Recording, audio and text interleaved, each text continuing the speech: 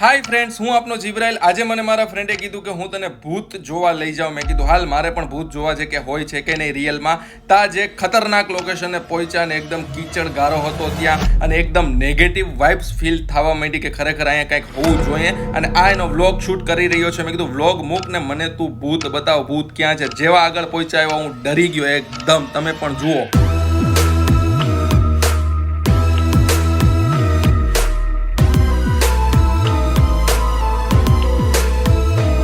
ખરેખર એકદમ ડરાવનું લોકેશન હતું। અંદર મેં જોયું કે કાંઈ છે કે નહીં, અંદર પણ એકદમ નેગેટિવ વાઇબ્સ ફીલ થવા માંડી।